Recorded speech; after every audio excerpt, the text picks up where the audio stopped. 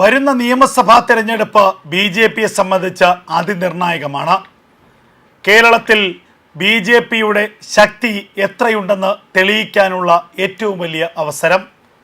കഴിഞ്ഞ ലോക്സഭാ തെരഞ്ഞെടുപ്പിൽ ഏകദേശം 20% വോട്ട് വർധനവാണ് അല്ലെങ്കിൽ വോട്ട് നേട്ടമാണ് കേരളത്തിൽ BJP നേടിയത്. എന്നാൽ തദ്ദേശ തെരഞ്ഞെടുപ്പായപ്പോൾ അത് 15% താഴ്ന്നു എന്നുള്ളത് ഒരു നിരാശാജനകമായിട്ടുള്ള വാർത്ത തന്നെയാണ്. അതേസമയം തിരുവനന്തപുരം കോർപ്പറേഷനിൽ ഭരണം പിടിക്കാൻ കഴിഞ്ഞു എന്നുള്ളതും നിരവധി പഞ്ചായത്തുകളിലും നിരവധി മുനിസിപ്പാലിറ്റികളിലും കൂടുതൽ അംഗങ്ങളെ നേടാൻ കഴിഞ്ഞു എന്നുള്ളതും BJPക്ക് അനുകൂലമായ ഘടകവും തന്നെയാണ്. പക്ഷേ വരുന്ന നിയമസഭാ തെരഞ്ഞെടുപ്പിൽ അത്തരം ചെറിയ ചെറിയ നേട്ടങ്ങളൊന്നും പോരാ BJPക്ക്. BJP പ്രതീക്ഷിക്കുന്നത് 30 മുതൽ 35 വരെ സീറ്റുകളാണ്. ചിലപ്പോൾ നമുക്ക് തോന്നാം ഇത് അല്പം അത്യാഗ്രഹമല്ലേ എന്ന്.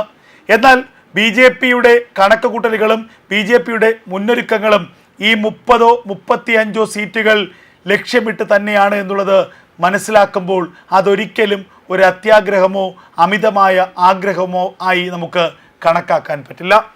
കാരണം BJP ഇപ്പോൾ തന്നെ മാസങ്ങൾക്ക് മുൻപ് തന്നെ വരാനിരിക്കുന്ന നിയമസഭാ തെരഞ്ഞെടുപ്പിൻ്റെ മുന്നൊരുക്കങ്ങൾ ആരംഭിച്ചു കഴിഞ്ഞിരിക്കുന്നു. ഏതൊക്കെ മണ്ഡലം A ക്ലാസ് ആയിരിക്കും, ഏതൊക്കെ മണ്ഡലത്തിലാണ് വിജയപ്രതീക്ഷയുള്ളത്, ഏതൊക്കെ മണ്ഡലത്തിലാണ് സുനിശ്ചിതമായ വിജയം പ്രതീക്ഷിക്കുന്നത്, ഏതൊക്കെ മണ്ഡലത്തിലാണ് വിജയപ്രതീക്ഷയുള്ളത്, ഏതൊക്കെ മണ്ഡലത്തിലാണ് 2ാം സ്ഥാനമെങ്കിലും പിടിക്കാൻ കഴിയുന്നത്. ഇങ്ങനെ മണ്ഡലങ്ങളെ കൃത്യമായി വേർതിരിച്ച് ആ മണ്ഡലങ്ങളിൽ ആരൊക്കെ മത്സരിക്കണമെന്ന് സംബന്ധിച്ച് BJPയുടെ സംസ്ഥാന ഘടകം ഇതിനകം തന്നെ ചർച്ചകൾ ആരംഭിച്ചു കഴിഞ്ഞു. ആരംഭിച്ചു എന്ന് മാത്രമല്ല, ചർച്ചകൾ അതിവേഗം പുരോഗമിക്കുകയാണ്. നേമം നിയോജക മണ്ഡലത്തിൽ BJPയുടെ സംസ്ഥാന അധ്യക്ഷൻ രാജീവ് ചന്ദ്രശേഖർ തന്നെ മത്സരിക്കും. നേമത്ത് BJP വിജയം ഉറപ്പിച്ചു കഴിഞ്ഞിരിക്കുന്നു. നേമത്ത് BJPയുടെ താമര ഇതിനകം വിരിഞ്ഞു കഴിഞ്ഞിരിക്കുന്നു. വരുന്ന നിയമസഭാ തെരഞ്ഞെടുപ്പിന് ശേഷം ചേരുന്ന കേരളത്തിൻ്റെ നിയമസഭയിൽ നേമത്ത് നിന്ന് ഒരു BJPയുടെ അംഗം ഉണ്ടാകുമെന്ന് ഉറപ്പായിരിക്കുന്നു. കാരണം നേമത്തിൻ്റെ ഒരു രാഷ്ട്രീയ കാലാവസ്ഥ അങ്ങനെയാണ്. കഴിഞ്ഞ തവണ നേരിയ വോട്ടുകൾക്ക് മാത്രമാണ് കുമ്മനം രാജശേഖരൻ പരാജയപ്പെട്ടത്. പക്ഷേ അക്കുറി അവിടെ കോൺഗ്രസ് നേടിയത് 36,000-ലധികം വോട്ടുകളാണ്. എന്തുകൊണ്ടെന്നാൽ അന്ന് കോൺഗ്രസിന് വേണ്ടി അവിടെ മത്സരിച്ചത് K മുരളീധരനാണ്. ഇന്ന് K മുരളീധരനെ പോലെ ഒരു നേതാവ് നേമത്ത് മത്സരിക്കാൻ ഒരിക്കലും എത്തില്ല എന്നുള്ളത് ഉറപ്പാണ്. ആരും സ്വയം ചാവേറാകാൻ തയ്യാറാകില്ല എന്നുള്ളത് മറ്റൊരു കാര്യം. അതുകൊണ്ട് തന്നെ നേമം BJPക്ക് അനുകൂലം. 2ാമത്തെ നിയമസഭാ മണ്ഡലം തിരുവനന്തപുരത്തേത്. മറ്റൊരു നിയമസഭാ മണ്ഡലം കഴക്കൂട്ടമാണ്. കഴക്കൂട്ടത്ത് സ്ഥിരമായി BJP 40,000 മുതൽ 42,000 വരെ വോട്ടുകൾ നേടുന്നു. K മുരളീധരൻ 40,000-ലധികം വോട്ട് പിടിച്ചു. അതുപോലെ തന്നെ കഴിഞ്ഞ തവണ ശോഭാ സുരേന്ദ്രൻ 40,000-ലധികം വോട്ടുകൾ നേടി. ഇക്കുറി അവിടെ മത്സരിക്കുന്നത് V മുരളീധരൻ തന്നെയാണ്. BJPയുടെ മുൻ സംസ്ഥാന അധ്യക്ഷൻ, കേന്ദ്ര സഹമന്ത്രിയായിരുന്ന വ്യക്തി. V മുരളീധരൻ കഴക്കൂട്ടം എന്ന നിയമസഭാ മണ്ഡലത്തിൽ തമ്പടിച്ചുകൊണ്ട് പ്രവർത്തനം നടത്തുകയാണ്.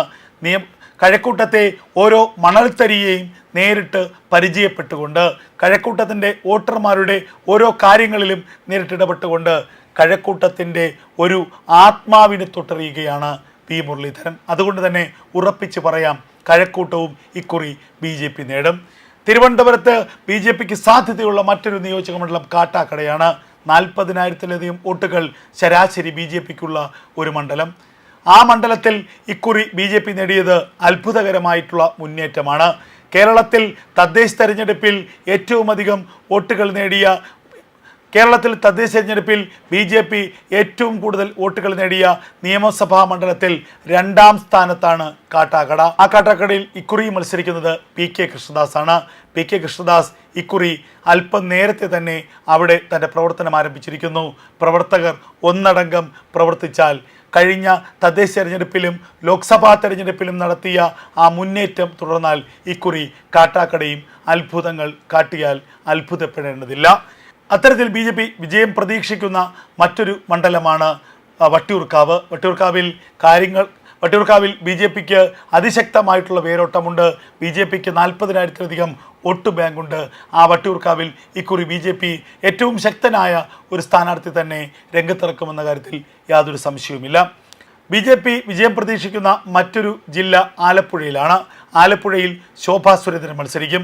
ശോഭാ സുരേന്ദ്രൻ കായംകുളത്താണോ അതോ ശോഭാ സുരേന്ദ്രൻ ചെങ്ങന്നൂരാണോ മത്സരിക്കുന്നത് എന്നത് സംബന്ധിച്ച് അവസാന ചർച്ചകൾ നടക്കുകയാണ്. ഇവിടെ എവിടെ മത്സരിച്ചാലും ശോഭാ സുരേന്ദ്രന് വിജയം ഏറെക്കുറെ ഉറപ്പാണ്. കാരണം കഴിഞ്ഞ ലോക്സഭാ തെരഞ്ഞെടുപ്പിൽ ആലപ്പുഴയിൽ ശോഭാ സുരേന്ദ്രൻ ഉണ്ടാക്കിയ ഓളം ഏകദേശം 3 ലക്ഷത്തോളം വോട്ടുകൾ സമാഹരിച്ച ശോഭാ സുരേന്ദ്രൻ്റെ കുതിപ്പ്. ആ ശോഭാ സുരേന്ദ്രൻ അവിടെ ഇക്കുറി മത്സരിക്കുകയാണെങ്കിൽ വിജയം ഉറപ്പാണ്. സ്ത്രീകൾക്കിടയിൽ പുതിയ വോട്ടർമാർക്കിടയിലൊക്കെ തന്നെ ശോഭാ സുരേന്ദ്രൻ കഴിഞ്ഞ കാലങ്ങളിൽ ഉണ്ടാക്കിയെടുത്ത ആ ഒരു അടുപ്പം അത്രത്തോളം വലുതാണ്. ഒരു വലിയ ഓളമാണ് ആലപ്പുഴയിൽ ശോഭാ സുരേന്ദ്രൻ ഉണ്ടാക്കിയത്. ആ ഓളം കഴിഞ്ഞ തദ്ദേശ തെരഞ്ഞെടുപ്പിൽ BJPക്ക് വലിയ നേട്ടമുണ്ടാക്കുകയും ചെയ്തിരിക്കുന്നു.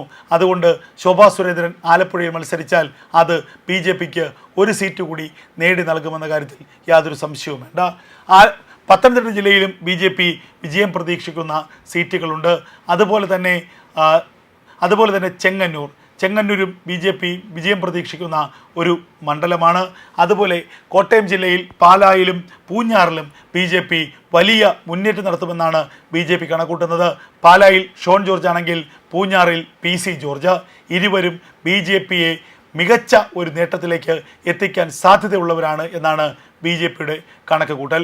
അതുപോലെ തന്നെ മഞ്ചേശ്വരത്തോ കാസർഗോഡോ മത്സരിക്കുന്ന കെ സുരേന്ദ്രൻ ഇക്കുറി വിജയിക്കും. കെ സുരേന്ദ്രൻ വിജയിക്കുമെന്ന് തന്നെയാണ് BJPയുടെ കണക്ക് കൂട്ടൽ. അതുപോലെ തന്നെ പാലക്കാട് ഇക്കുറി വീണ്ടും ശ്രീധരൻ മത്സരിക്കുമോ അതോ BJP മറ്റേതെങ്കിലും ഒരു പ്രമുഖ നേതാവിനെ പാലക്കാട് രംഗത്തിറക്കുമോ? പാലക്കാട് BJP വിജയം ഉറപ്പിച്ചിരിക്കുന്ന ഒരു നിയമസഭാ മണ്ഡലമാണ് എന്ന കാര്യത്തിൽ ഒരു സംശയവുമില്ല. BJP ചരിത്രം കുറിച്ച ഒരു ജില്ലയാണ് തൃശ്ശൂർ. കഴിഞ്ഞ ലോക്സഭാ തെരഞ്ഞെടുപ്പിൽ സുരേഷ് ഗോപിയെ വിജയത്തിലേക്ക് എത്തിച്ച തൃശ്ശൂർ ജില്ല.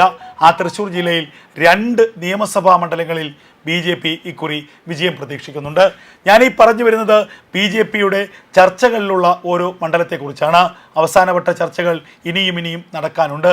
എന്തായാലും BJP ഇക്കുറി ചരിത്രത്തിലെ ഏറ്റവും വലിയ അത്ഭുതകരമായിട്ടുള്ള ഒരു നേട്ടം തെരഞ്ഞെടുപ്പിൽ ഉണ്ടാക്കുമെന്ന കാര്യത്തിൽ ഒരു സംശയവും വേണ്ട. ഇടത് വലത് മുന്നണികളൊക്കെ തന്നെ അത്ഭുതപ്പെടുത്തിക്കൊണ്ടുള്ള ഒരു നേട്ടമായിരിക്കും ഇക്കുറി BJP നേടുക.